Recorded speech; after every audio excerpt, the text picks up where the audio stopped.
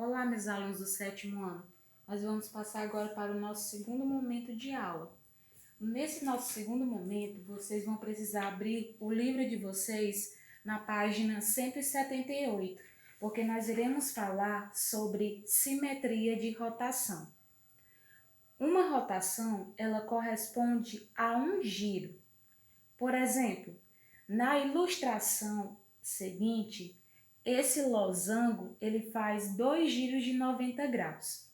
Observe que a sua posição inicial está dessa forma. Aqui está o ponto A, aqui está o ponto B, aqui está o ponto C, aqui está o ponto D e aqui nós temos o que nós vamos entender que é chamado de eixo de simetria, tá certo? Agora nós vamos fazer um giro de 90 graus com centro M. Nós sabemos que o ângulo de 90 graus no nosso transferidor equivale ao quê? Quando você olha para o giro todo, é como se fosse um quarto de volta.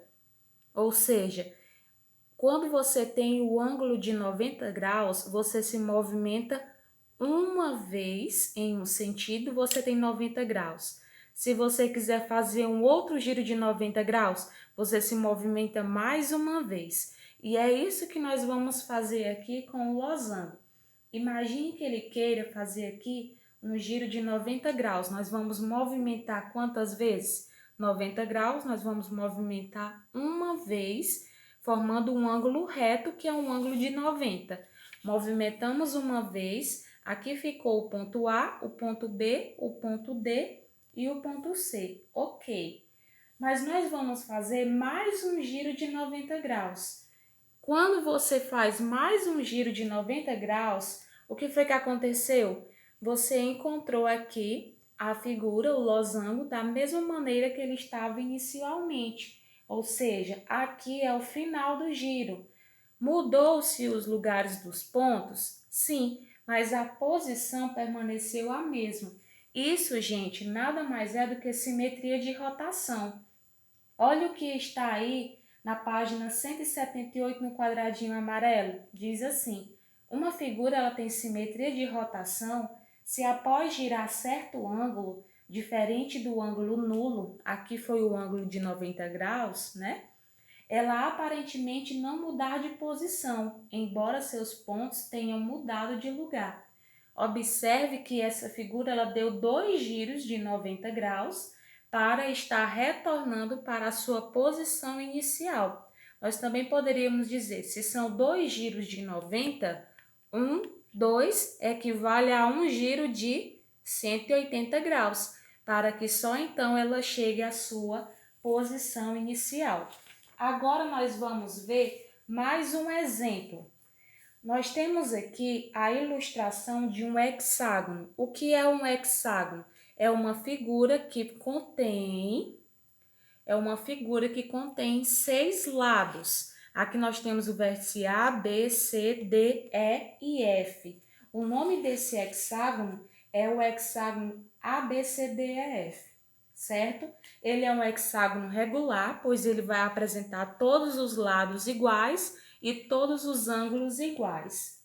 Eu quero que você se atente que no hexágono é muita simetria, mas o hexágono regular tem ainda outro tipo de simetria, que é a simetria de rotação. O que eu quis dizer com isso? Se você tem esse hexágono e você começa a traçar aqui vários eixos, imagine que você vai começando a traçar aqui vários eixos e você for fazendo aquele estilo que eu fiz da outra vez, fazendo dobraduras, você consegue identificar o que eu acabei de falar para vocês. É muita simetria, são muitos eixos de simetria. Você consegue observar um eixo aqui na horizontal, você consegue observar outro eixo de simetria na vertical, você também poderia encontrar aqui outro eixo de simetria e assim encontrar o quê? Vários eixos de simetria. Mas eu quero que você se atente aqui agora à simetria de rotação. Se essa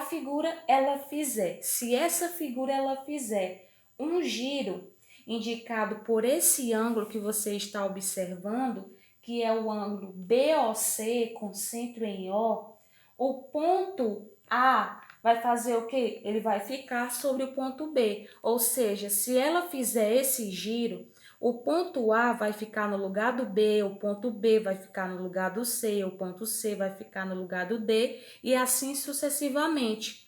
Mas como eu vou saber quantos graus será cada giro? Como é que eu irei fazer este cálculo? Basta você fazer o seguinte, você vai fazer 360 graus, que é o valor que nós temos do giro completo, dividido pela quantidade de lados que há nesse polígono. 360 dividido por 6. Nós descobrimos que o valor é 60, porque 6 vezes 6, 36, resta nada. 0 vezes 6, 0. Para 0, nada. Então, nós descobrimos que cada ângulozinho desse aqui equivale a 60 graus. Então, a cada giro de 60, você vai o quê? Você vai movimentando o polígono, mas ele permanece com a mesma posição. Só muda aqui o lugar dos pontinhos. Por exemplo, onde está o B, irá vir o A, onde está o C, virá o B e assim sucessivamente. Mas qual é a utilidade da simetria de rotação? Vou colocar o livro aqui para vocês poderem observar na leitura. A simetria de rotação, ela tem alguns usos práticos. Primeiro, figuras com simetria de rotação aparecem em pisos, tecidos, tapetes, pratos, logotipos, etc. Veja duas figuras com simetria de rotação baseada na simetria do pentágono regular. Nós temos aqui o desenho de uma estrela, nós temos aqui o desenho, parece uma bola, não é isso? Onde tem aqui várias formas que para onde você girar, você vai obter o mesmo formato. Você está conseguindo observar isso? A simetria de rotação também pode ser útil em máquinas ou motores. A roda do automóvel, da foto aqui, é presa ao eixo por 5 parafusos que estão dispostos de modo a ter simetria de rotação, ou seja, ela pode se movimentar, mas conforme ela for se movimentando, o que é que vai acontecer? Ela vai permanecer com essa mesma posição. Isso também é chamado de simetria de rotação. E por fim, nós iremos falar sobre o centro de simetria. No início deste item, simetria de rotação, nós mostramos que um losango tem simetria de rotação de 180. Lembra que eu disse 90 mais 90, 180 graus. Essa simetria também é chamada de simetria central. Pode-se dizer que o losango tem como centro de simetria o ponto M. Lembra do losango? O que é que você fez com ele? Quando você fez aqui o giro de 90, depois mais um giro de 90, ele voltou para a posição original, a inicial. Mas o ponto M, ele mudou de lugar? Não. Por quê? Porque ele é o centro da simetria. Aprendeu o que é o centro de simetria e também aprendeu o que é simetria de rotação? Assim nós finalizamos a nossa aula de hoje. Um abraço.